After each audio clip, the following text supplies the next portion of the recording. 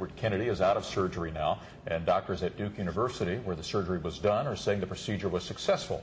The senator is being treated for a particularly lethal type of brain tumor that's called a malignant glioma.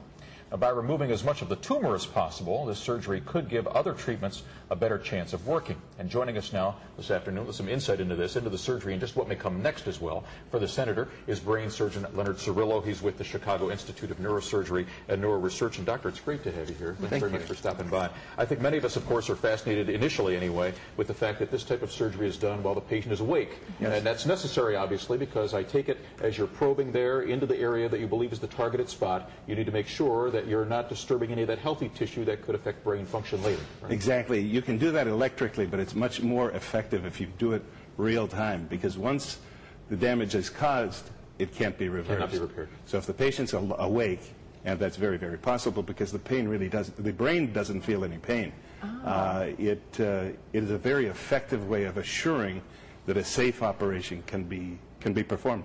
Now, in the case of this brain tumor, where is it, and is it really difficult to get to it to try to get all of the tumor? It's right here in the left parietal lobe, and it's not difficult to get to.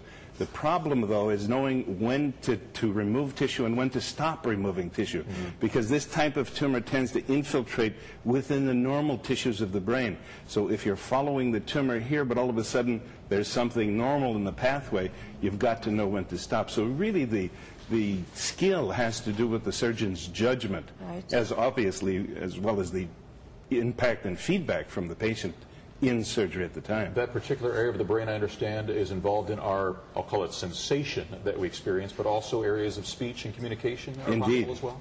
Indeed. This is the dominant hemisphere of all right-handed people. And speech, understanding speech, reading, writing, as well as sensation of the opposite side of the body. Now, we know that Ted Kennedy knows a great deal about doctors and about health care, so why would he choose Duke University? What's going on there that's not going on elsewhere?